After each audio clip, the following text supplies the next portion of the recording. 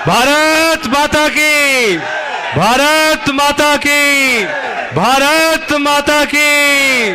Congress party, Rahul Gandhi, जय जय कमलनाथ, जय जय कमलनाथ, जय जय कमलनाथ।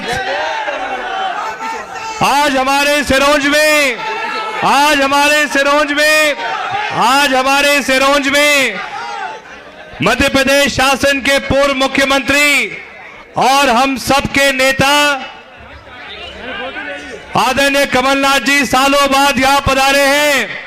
और आप सबको जानकारी होगी कि जो कुछ दिन पहले राहुल गांधी जी की भारत जोड़ो यात्रा मध्य प्रदेश से गुजरी थी, राहुल जी के यात्रा के बाद पूरे मध्य प्रदेश में सबसे पहले कमलनाथ जी ने सिरोंज में प्रोग्राम करने का निर्णय लिया है।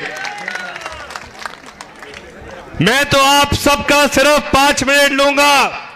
आज हमारे बीच वो शख्स विराजमान है जिन्होंने 15 महीने में वो काम करके दिखाया था जो शिवराज सिंह चौहान और भाजपा 15 साल में नहीं कर पाए थे।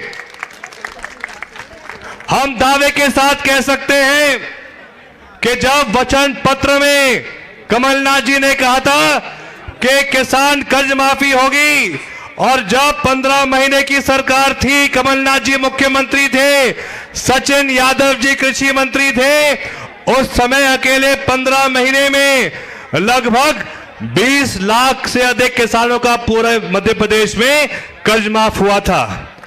प्रथम चरण में 2019 में वो किसान लिए गए थे जिनका कर्जा था 50,000 से कम, और उसके बाद 2020 में फरवरी के माह में कर्ज माफी का दूसरा चरण चालू हुआ था जिसमें वो किसान लिए गए थे जिनका कर्जा था 50,000 और 1 लाख के बीच में।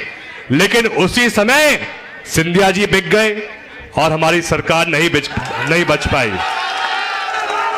लेकिन आज सिरोंज में हम आपको वादा करते हैं, अगर 11 महीने बाद पुनः सरकार मध्य प्रदेश में कांग्रेस की बनती है नवंबर 2023 में, अगर पुनः कमलनाथ जी मुख्यमंत्री बनते हैं, तो एक एक किसान जिनने फॉर्म भरा था लेकिन कर्जा माफ नहीं हो पाया था, चाहे कर्जा 90,000 हो, 1.25 लाख हो, 1.5 लाख हो, 2 लाख हो, 2.5 लाख हो, 5 लाख हो, 2 लाख तक कमलनाथ जी सरकार कर्जा माफ करके देगी। यह हमारा वादा है। यही नहीं, यहां पे अनेक ऐसी माता बहनें विराजमान हैं, ऐसे अनेक बुजुर्ग जन विराजमान हैं जिनको भाजपा के 15 साल के राज में पेंशन मिलती थी 150-300 रुपए, और अकेले 15 महीनों में गरीबों की पेंशन 2 गुना किसने की? कमलनाथ जी ने की। और अगर सरकार वापस अगले साल कांग्रेस की बनेगी तो गरीबों की पेंशन पूरे मध्य प्रदेश में कमलनाथ जी की सरकार 1,000 रुपए प्रति महीना करके देगी। आज सबसे बड़ा संकट सिरोंज, लटेरी और पूरे मध्य प्रदेश में अगर है तो बिजली के बिलों का है। और आज प्रदेश की जनता कमलनाथ जी को याद इसलिए कर रही है क्योंकि उनके 15 महीनों में लगभग 90% घरों में बिजली का बिल 100 रुपए 100 यूनिट आ रहा था। दोनों हाथ ऊपर करके कहो कि 100 रुपए 100 यूनिट बिजली का बिल आ रहा था। लेकिन अफसोस की बात है कि जैसे ही सरकार मामू की वापस आ गई, भाजपा की आ गई, मामा नहीं मामू, जिसने जनता को मामू बनाया है, जैसे ही सरकार वापस मामू की आई, भाजपा की आई है, तो आजकल बिजली के बिल कितने आ रहे हैं बताइए? कहीं 1,500, कहीं 2,000, कहीं 2,500। अरे भाई साहब, अगर 28 विधायक को खरीदा है तो कहीं से तो पैसे वसूलने पड़ेंगे ना। जनता से ये भाजपा की सरकार एक एक रुपए वसूल रही है, जनता को निचोड़ रही है। और इसीलिए अनिवार्य हो गया है कि 10 महीने बाद हमको मध्य प्रदेश में बड़े स्तर पे सत्ता परिवर्तन करना है। और अफसोस की बात तो यह है कि जब भाजपा के नेता गांव में आते हैं, जब शहर में घूमते हैं और जनता उनसे पूछती है कि जब सरकार कांग्रेस की थी, मनमोहन सिंह जी प्रधानमंत्री थे, कमलनाथ जी केंद्र मंत्री थे, और उस समय जब पेट्रोल के दाम 55-60 रुपए थे, डीजल के दाम 45-50 रुपए थे, तो उस समय भाजपा के लोग जोर जोर से कहते थे बहुत हो गई पेट्रोल डीजल की मार, अब की बार मोदी सरकार। और जनता ने भाजपा को एक बार नहीं 2 बार मौका दिया, और जितनी महंगाई 70 साल में हुई थी, अकेले उतनी महंगाई मोदी जी ने 8 साल में करके दिखा दी। और जब आप ये बात कहोगे भाजपाइयों से, वो कहेंगे अरे नहीं नहीं महंगाई की बात मत करो, हमारा देश खतरे में है। वो कहेंगे अरे नहीं नहीं महंगाई की बात मत करो, देश खतरे में है। तो आपको छाती तान के कहना चाहिए कि हम तो उस कांग्रेस पार्टी के हैं जिसकी इंदिरा गांधी जी ने पाकिस्तान के 2 टुकड़े कर दिए थे, और आज उसी इंदिरा गांधी जी के तीसरे पुत्र जो कहलाते हैं हमारे कमलनाथ जी, आज हमारे मध्य प्रदेश पर नेतृत्व कर रहे हैं। ये हमारा सौभाग्य है। और अगर आप ये कहोगे भाजपाइयों को, तो कहेंगे अरे देश की बात मत करो, धर्म खतरे में है। मैं आपको कहना चाहता हूं, हमारा वो हिंदू धर्म है जिसमें ब्रह्मा विष्णु महेश जैसे भगवान हैं। ऐसे हमारे हिंदू धर्म को ना कभी कोई खतरा था, ना कोई खतरा है, ना कभी कोई खतरा होगा। और जो हमारे मुसलमान भाइयां बैठे हैं, मैं आप सबको कहना चाहता हूं, हम जब आरती करते हैं हम कहते हैं धर्म की जय हो, अधर्म का नाश हो, विश्व में, और विश्व में हर समाज हर धर्म रहता है। प्राणियों में हर समाज हर धर्म में सद्भावना होनी चाहिए है। और वैसे भी भोपाल, सिरोंज, कुरवई तो गंगना जमुना संस्कृति तहजीब का एक प्रतीक है। हमेशा सिरोंज में हिंदू और मुस्लिमों में हमेशा भाईचारा रहा है, एकता रही है। तो आप सबको मैं कहना चाहता हूं, ना तो धर्म को खतरा है, ना देश को खतरा है। अगर खतरा है तो जो संविधान पंडित नेहरू जी और बाबा साहब अंबेडकर जी ने निर्मित किया था, आज सिर्फ भाजपा के राज में जो हमारा संविधान है उसको खतरा है, हमारे नौजवानों को खतरा है। क्योंकि भाजपा के राज में जो मोदी जी कहते थे कि 2 करोड़ युवाओं को रोजगार मिलेगा, उल्टा भाजपा के राज में हर साल 2 करोड़ युवा बेरोजगार हो रहे हैं। और ये वही भाजपा की सरकार है जो कहती थी कि मोदी जी और शिवराज जी किसान की आय 2 गुनी कर देंगे। उल्टा भाजपा के राज में किसान की आय तो आधी हो गई, और जो किसान की लागत है वो 2 गुनी हो गई है। विशेषकर सिरोंज लटेरी विधानसभा क्षेत्र में 2 बड़े डैम हैं। एक तो हमारा कैथन डैम है जो सन 73 में निर्मित हुआ था जब सरकार देश में प्रदेश में कांग्रेस की थी, और दूसरा सन 94 में संजय गांधी डैम लटेरी मकसूदनगढ़ पे है। वो भी उस समय निर्मित हुआ था जब केंद्र मंत्री कमलनाथ जी थे और मुख्यमंत्री दिग्विजय सिंह जी थे। उसके अलावा भाजपा के 15 साल में सिरोंज लटेरी विधानसभा को एक भी कोई सौगात नहीं मिली है।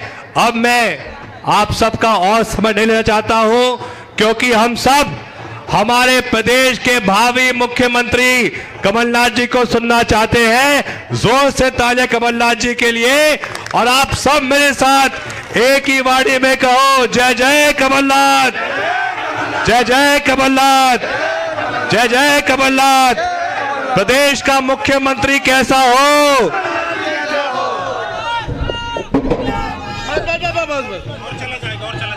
बस बस बस ठीक है। अब हम अपने नेता आदरणीय कमलनाथ जी को बुला रहे हैं, जोरदार तालियों से स्वागत वंदन अभिनंदन करते हैं आदरणीय कमलनाथ जी।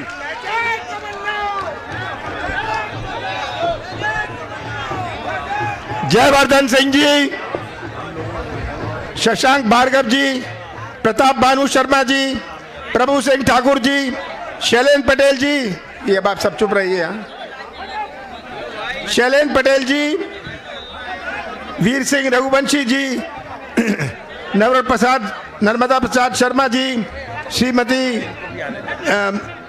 विभा पटेल जी, प्रदीप अहिरवार जी, श्री कमल सिलाकारी जी, श्रीमती रिंकू रघुवंशी जी, हसीरुद्दीन खान जी, राजेंद्र सिंह रघुवंशी जी, देवी सिंह जी, मोहित रघुवंशी जी, सुभाष भोट जी, राकेश कटारे जी और हमारे इस जिले के प्रभारी दीपचंद यादव जी, अमित शर्मा जी, देवदत्त शर्मा जी,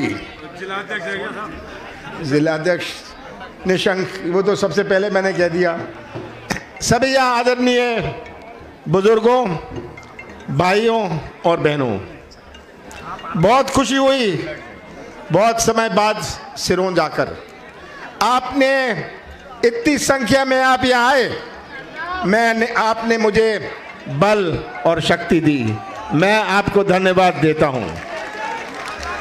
आज मध्य प्रदेश की विधानसभा में अविश्वास प्रस्ताव है, अविश्वास प्रस्ताव आज है, पर मैंने पीछे हट जाइए, पर मैंने 3 हफ्ते पहले कहा था कि 21 तारीख को मैं सिरोंज आऊंगा। मैं अपने वचन का पक्का हूं। हमारी विधानसभा 24 तारीख तक चलनी थी, तो मैंने तय किया था कि मैं 21 तारीख को सिरोंज आऊंगा। मैं अपना वचन तोड़ नहीं सकता था, और अविश्वास प्रस्ताव हो या नहीं होए, आपके बीच में आना मेरी प्राथमिकता थी। तो बहुत खुशी हुई आज आप सबके बीच में आकर। यहाँ आकर मुझे खुशी होती है, बस साथ साथ दुख भी होता है। सिरोंज एक प्राचीन नगरी है, पूर्व में राजस्थान से जुड़ी थी, टोंक से जुड़ी हुई थी, और 56 में ही हमारे मध्य प्रदेश विदिशा से जुड़ी। कितना इतिहास है सिरोंज का, हमारे दरी का। मुझे याद है अपने बचपन में, अपनी जवानी में, ये मत सोचिएगा मैं जवान नहीं हूं, अपने बचपन और जवानी में हम तरसते थे कि सिरोंज जाएं और दरी खरीदें। ये एक केंद्र था, मशहूर जगह थी दरी के लिए, मशहूर जगह थी हमारी डाइंग के लिए। ये सिरोंज का इतिहास है, और आज सिरोंज की क्या तस्वीर है। इसलिए जब मैं कहता हूं यहाँ आकर मुझे खुशी होती है, साथ साथ दुख भी होता है कि कैसे अपना सिरोंज पिछड़ा रहा। यहाँ का कागज का उद्योग, यहाँ की रंगीन छपाई का उद्योग आज सब चौपट है। हमारा सिरोंज विदिशा हमारी संस्कृति का प्रतीक है, हमारे देश की संस्कृति जोड़ने की संस्कृति है। हम दिल जोड़ते हैं, संबंध जोड़ते हैं, रिश्ता जोड़ते हैं। ये कांग्रेस की संस्कृति है और देश की संस्कृति है। ऐसा कोई देश विश्व में नहीं है जहां इतने धर्म हों। ऐसा कोई देश विश्व में नहीं है जहां इतनी जातियां हों। ऐसा कोई देश विश्व में नहीं है जहां इतनी भाषाएं हों। ऐसा कोई देश विश्व में नहीं है जहां इतने त्योहार हों। ऐसा कोई देश विश्व में नहीं है जहां इतनी देवी देवताएं हों। सही बात है, ऐसा कोई देश नहीं है विश्व में। हम यहां से दक्षिण जाते हैं तो हमारी धोती और पजामा भी लुंगी बन जाती है। ये हमारा देश है, ये हमारा देश है, और ऐसा देश है जिसने अन्य धर्मों को भी जन्म दिया है। हमारा बुद्धिज़्म होए, सिखिज़्म होए, जैनिज़्म होए, इनका जन्म तो हमारे भारत में हुआ था। आज भारत एक झंडे के नीचे खड़ा है। भारत एक झंडे के नीचे खड़ा है क्योंकि भारत की संस्कृति वो है और हमारा सिरों जो विदिशा उस संस्कृति का प्रतीक है। ये कहते हैं कि कोई खतरे में है। कौन सी जाति खतरे में है? कौन सा धर्म खतरे में है?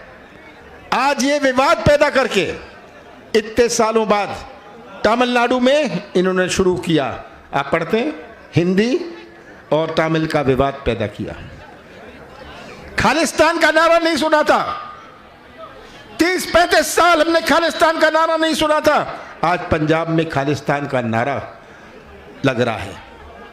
बाबा साहब अंबेडकर ने ये चुनौती स्वीकार करी थी कि अपने देश में ऐसा संविधान बनाएं, ऐसा संविधान जहां इतनी अनेकता है, ऐसा संविधान जहां इतनी विभिन्नता है। उनके सामने, बाबा साहब अंबेडकर के सामने कितनी बड़ी चुनौती थी। बाबा साहब अंबेडकर ने ऐसा संविधान बनाया जो विश्व में मशहूर है। बाबा साहब अंबेडकर का बनाया हुआ संविधान कई देशों ने उसकी नकल करी। अगर ये संविधान गलत हाथों में चला जाए तो क्या होगा?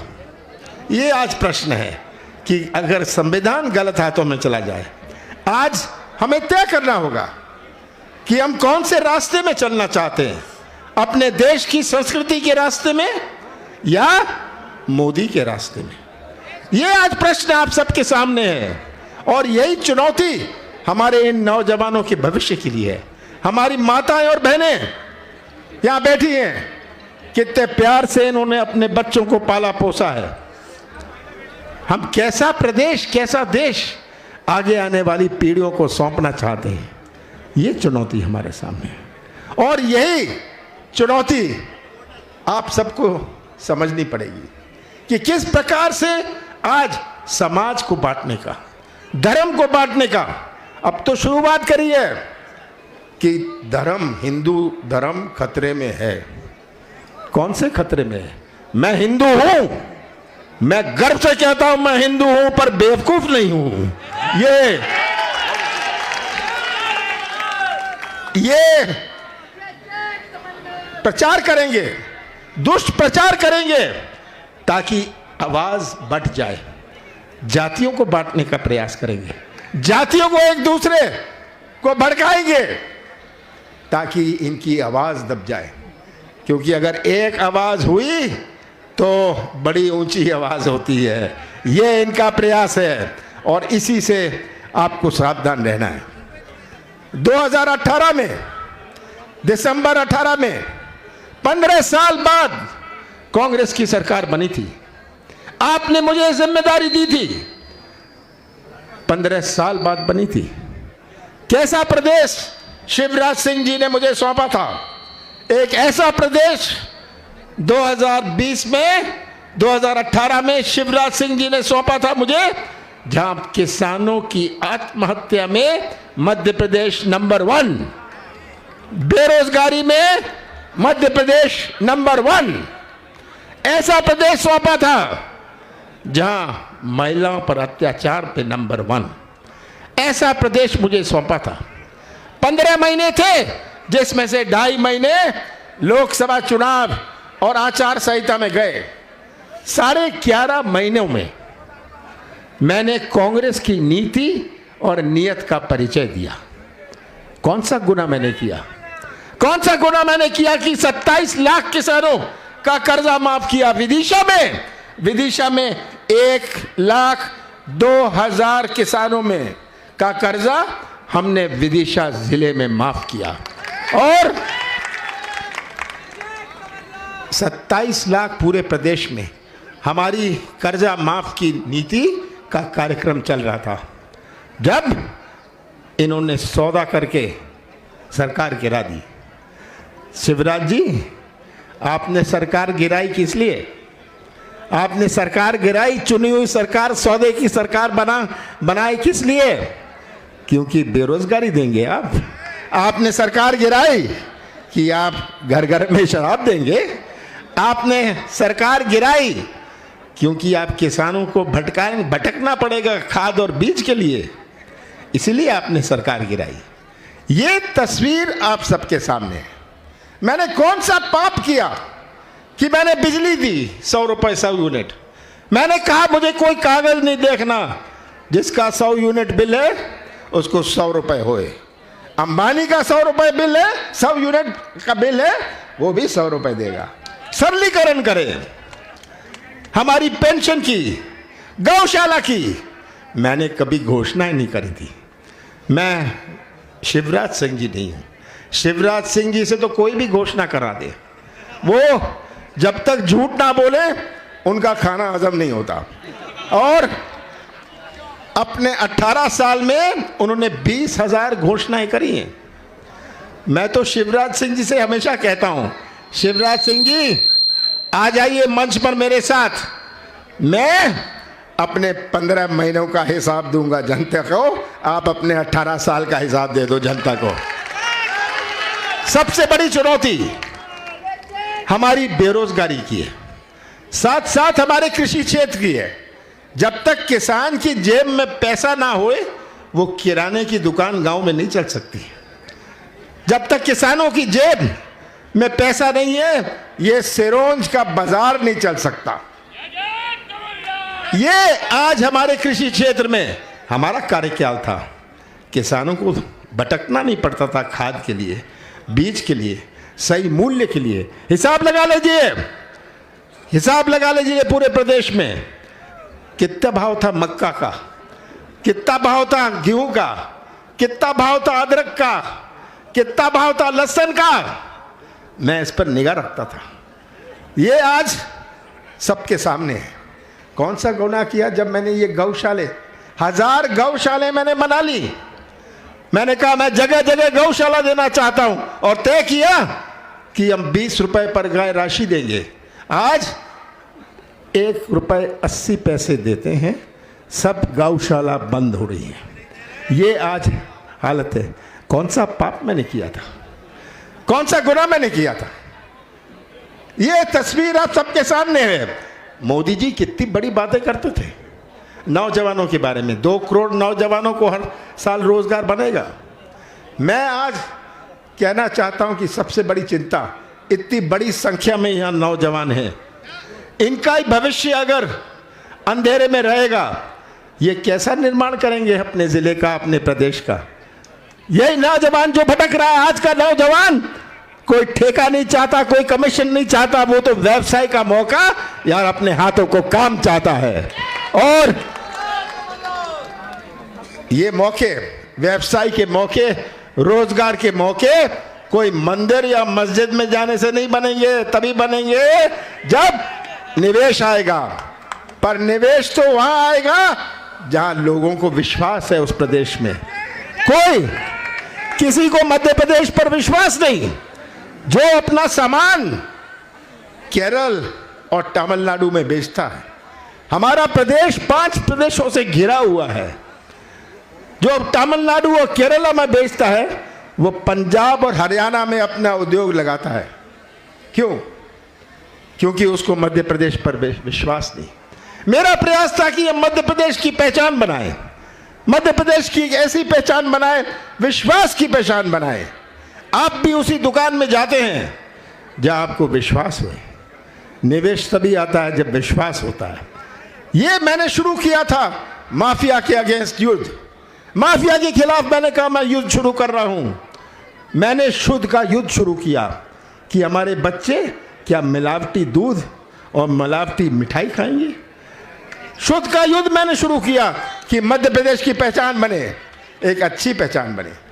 ये मैंने शुरुआत करी थी। कौन सा गुनाह मैंने किया था, कौन सा पाप मैंने किया था?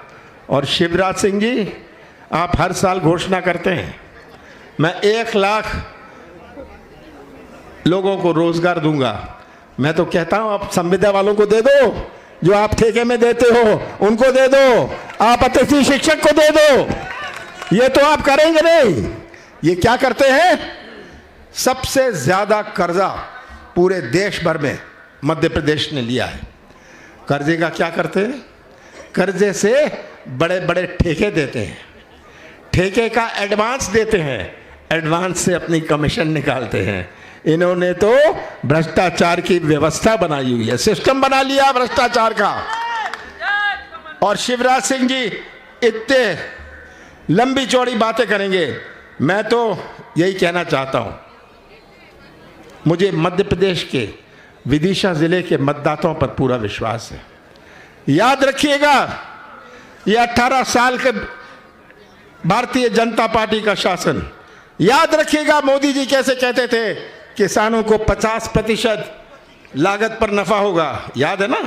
उसके बाद 2013-14 में कहा था, 2019 में सर्जिकल स्ट्राइक, पाकिस्तान। अब चीन की बात उठाने लग गए। आप पढ़ रहे हैं ना, चीन की बात। हम कहते हैं ले चलिए हमें बॉर्डर पर, संसदीय दल जाए बॉर्डर पर, देख ले सच्चाई क्या है। आप कहां तक झूठ बोलोगे? आज ये दबाने और छिपाने की आदत कैसे जनता को गुमराह करे, कैसे जनता का ध्यान मोड़े। आपका ध्यान मोड़ने ये आएंगे, ऐसी बातें उठाएंगे जो लोग बेरोजगारी भूल जाएंगे, किसान अपना दर्द दुख भूल जाएगा, कहेंगे देश असुरक्षित है, और कहेंगे हम तो राष्ट्रवादी हैं। कैसे राष्ट्रवादी है? ये कांग्रेस को पाठ पढ़ाएंगे राष्ट्रवाद का? मैं तो भारतीय जनता पार्टी से पूछता हूं, क्या आप एक स्वतंत्र संग्राम सेनानी का नाम ले सकते हैं जो आपके साथ जुड़ा हुआ हो? एक स्वतंत्र संग्राम सेनानी इनके साथ नहीं रहा, एक उदाहरण नहीं जो इन्होंने स्वतंत्र संग्राम में कुछ भी इनका योगदान रहा हुआ। ये हमें राष्ट्रवाद का पाठ पढ़ाने आए हैं।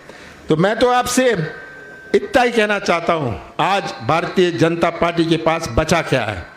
पुलिस, पैसा और प्रशासन। दबिएगा मत, डरिएगा मत, दबिएगा मत, डरिएगा मत। पुलिस, पैसा, प्रशासन 8 महीने का है, उसके बाद एक एक से हम हिसाब लेंगे, एक एक से हम हिसाब लेंगे। ये समझ लें सब भारतीय जनता पार्टी के नेता। और यही मैं कहना चाहता हूं कि विदिशा के लिए यहां हम इसे दरी हैंडलूम पावरलूम का हब बनाएंगे। मैं यहां के लोकल लोगों को रोजगार मिले, यहां की अस्पताल की सुविधा। आप कह रहे 100 बेड का 40 बेड बन गया। आज भटकते लोग भोपाल जाके शिक्षा के लिए भटकते हैं। आज अस्पतालों में डॉक्टर नहीं, स्कूल में शिक्षक नहीं, खंभों में तार नहीं और तार में बिजली नहीं। ये आज हालत है। भूलिएगा मत, भूलिएगा मत। मैं तो आपसे इतना कहता हूं कि कमलनाथ का साथ मत दीजिएगा, कांग्रेस का साथ मत दीजिएगा, पर तस्वीर अपने सामने देश प्रदेश की रख के सच्चाई का साथ दीजिएगा। और अगर आपने सच्चाई का साथ दिया, कोई नहीं रोक सकता।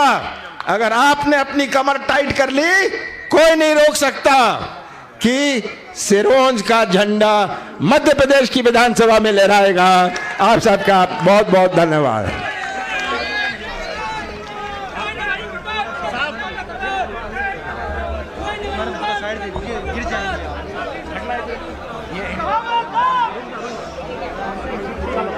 सुरेश भाई, ये दोनों को मिलवा दूं बस में।